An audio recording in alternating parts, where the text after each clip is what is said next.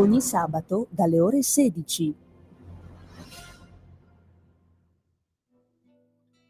Va ora in onda Largo ai bambini, educazione e dintorni.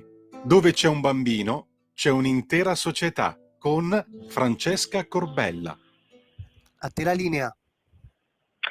Grazie Lorenzo, bentrovati tutti. Dopo la pausa estiva, rieccoci. Cominciamo i lavori di Largo ai bambini, le nostre chiacchierate. Oggi scusatemi un filo in ritardo perché naturalmente con il rientro sono rientrati anche gli incidenti sulle tangenziali milanesi a tutte le ore del giorno e della notte, e quindi oggi ho scontato anche questo intoppo. Allora, iniziamo subito. Il vaccino antipolio a Gaza. Parliamo di bambini, parliamo di vaccini. È un argomento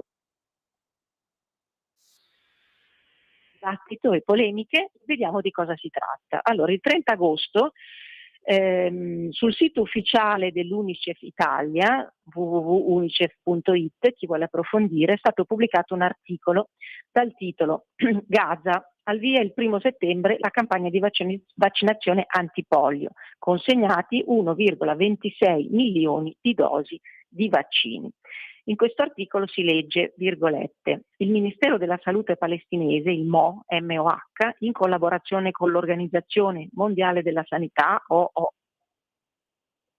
il Consiglio per l'Infanzia, l'Agenzia delle Nazioni Unite per il soccorso dei rifugiati palestinesi, l'UNRWA, e partner, fornirà 2 gocce del nuovo vaccino, fornirà nel senso che l'articolo era scritto precedentemente, il 30 di agosto, ma era all'indomani, quindi l'1 di settembre ha fornito 2 gocce del nuovo vaccino orale antipolio di tipo 2, NOPV2.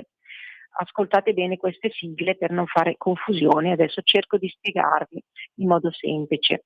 E l'ha fornito queste dosi di vaccino a più di 640.000 bambini sotto i 10 anni di età.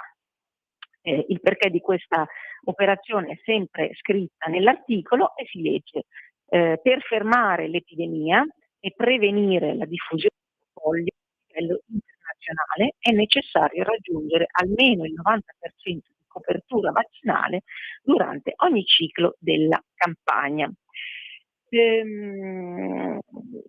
Qui dico la mia, ma dopo riprendo dai fatti perché preferisco attenermi ai fatti. Onestamente ritengo che questi bambini stiano morendo, questi bambini, ma non solo, da una parte e dall'altra. Le guerre le si fa in due sempre, stanno morendo di fame, di sete, di paura, di bombe, di mancanza di scuola, di speranza e non certo di poliomelite. Ma l'Occidente, gli Stati Uniti segnatamente, invece di smettere di vendere armi, si adoperano fattivamente in fretta e furia per la vaccinazione, naturalmente millantando il bene universale, lo si fa sempre per gli altri, che è sempre qualcosa di buono, no?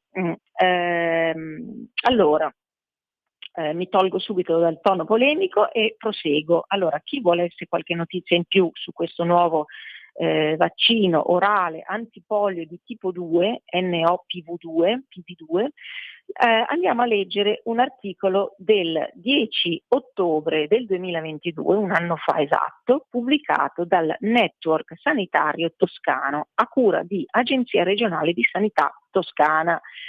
Quindi non Francesca Corbella, non Matteo Salvini e non questa radio, la Regione Toscana. Allora, in questo articolo si dice che il successo dello sviluppo di NOPV2, il primo vaccino di questo tipo contro il poliovirus di tipo 2 e il primo autorizzato dal team di prequalificazione dell'OMS attraverso la procedura di Emergency Use Listing, ha portato alla distribuzione di circa 450 milioni di dosi per il controllo dell'epidemia in 21 paesi.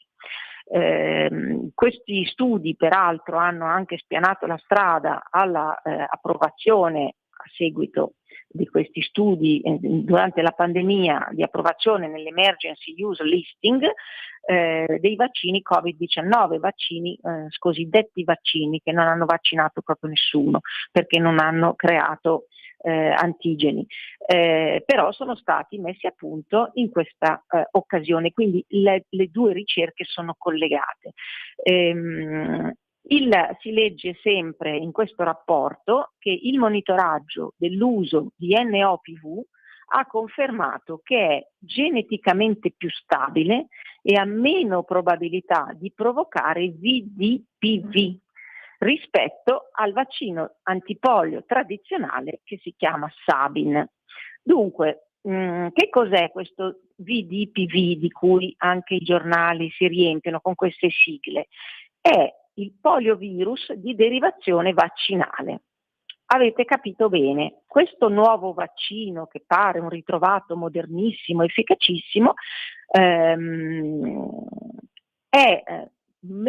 con meno probabilità dei vaccini tradizionali responsabile di provocare la malattia, il poliovirus, di derivazione vaccinale, un vaccino che crea una malattia, la quale malattia a livello planetario è stata dichiarata estinta e invece c'è ancora a seguito proprio di questo VDPV, cioè il poliovirus di derivazione vaccinale. Approfondiamo. Allora, un attimino un passo indietro. Cosa è successo con questa poliomelite? Nel 1958, prima che venisse adottata la vaccinazione, in Italia si verificarono, quindi all'indomani della guerra, si verificarono diverse epidemie di poliomielite con 8.000 casi di paralisi, perché ricordiamo che la poliomielite nei casi più gravi porta alla paralisi e nei casi gravissimi alla morte, ma c'è tutta un intermezzo precedente in cui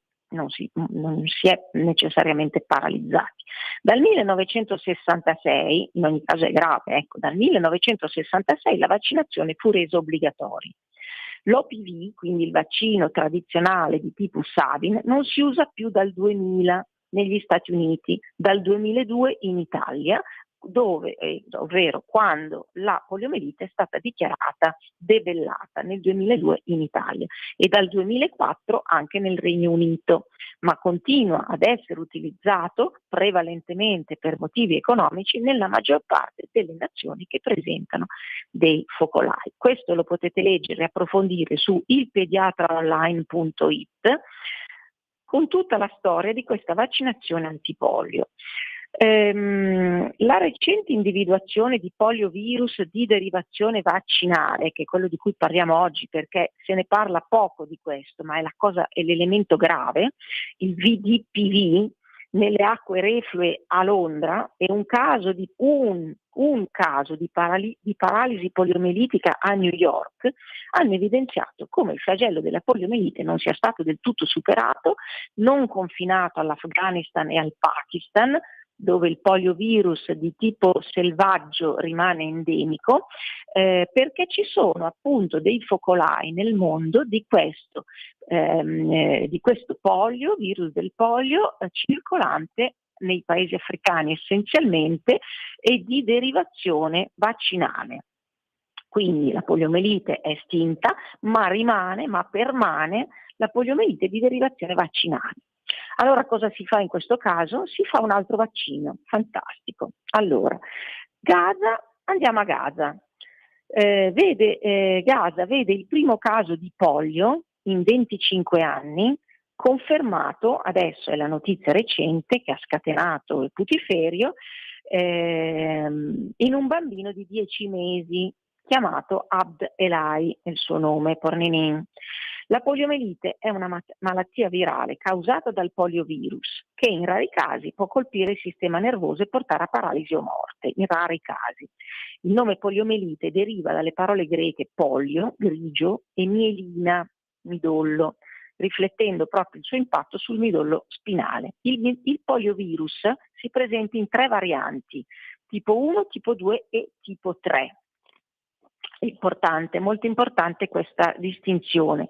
Il polio di tipo 2, cosiddetto wild type, cioè tipo selvaggio, quindi quello naturale, diciamo così, è stato eradicato in tutto il mondo nel 2015 e analogamente il il 24 ottobre del 2019 la Global Polio Eradication Initiative ha annunciato l'eradicazione globale della polio di tipo 3 wild type, i due tipi. Attualmente l'unico tipo di polio circolante nel mondo è il tipo 1 e nel 2010, quello di derivazione vaccinale, e nel 2018 sono stati rilevati 33 casi a livello globale, 33, non 3 milioni o 30 milioni, 33 casi a livello globale, di cui 12 in Pakistan e 21 in Afghanistan, che sono i paesi dove questo polio è endemico. Tuttavia nel 2018 sono stati registrati quindi 33 casi di questi due tipi selvaggi, mentre nel 2018 sono stati registrati 6.732 casi, sempre pochi nel mondo, però tuttavia un significativo numero, casi di poliovirus di derivazione vaccinale. Addirittura 104 casi di paralisi nelle Filippine e in diversi paesi africani. Ecco, quindi questi elementi hanno spinto i funzionari sanitari a mettere a punto e reintrodurre un vaccino e nel 2016 addirittura sono state somministrate circa 300 milioni di dosi di vaccino di tipo 2, quindi quello per la polio selvaggia, quindi che non c'è più, nelle regioni in cui si sono verificati dei focolai di polio di derivazione vaccinale, quindi il poliovirus di tipo 2. Spero di non avervi fatto troppa confusione, a me il discorso è chiarissimo, il discorso è il business. Direi che ho concluso, però posso concludere con una chicca, che addirittura la campagna globale dell'OMS e degli enti che vi ho citato prima, vi dico solo che nell'OMS c'è anche Bill Gates dentro, e tutta la Big Pharma, hanno indetto questo Vaccine Hero, cioè un'onorificenza per piccoli eroi che si fanno vaccinare. Chissà se questi piccoli eroi saranno dei veri eroi. Mi sembra di ricordare quando anche da noi durante l'epidemia del Covid avevano proposto un premio, no, ai bambini che si facevano vaccinare all'insaputa dei genitori fuori con i camioncini dei medici vaccinisti fuori dalle scuole. Ne abbiamo visti di tutti i colori e quello che io posso dire è che non abbiamo intenzione, parlo per me, ma anche spero e penso per molti di voi, di ripetere l'esperienza appena tristemente conclusasi, con nessun responsabile naturalmente, ça va sans dire. Bene, io ho terminato, vi saluto, vi chiedo scusa per aver esordito subito dopo le vacanze con un bell'argomento spesso, ma questo è il mio stile e questa soprattutto è la cronaca dei nostri giorni. Bene, in alti cuori sempre, vi saluto, vi do appuntamento con Largo ai Bambini e Francesca Corbella a giovedì prossimo. Un caro abbraccio. Avete ascoltato Largo ai Bambini,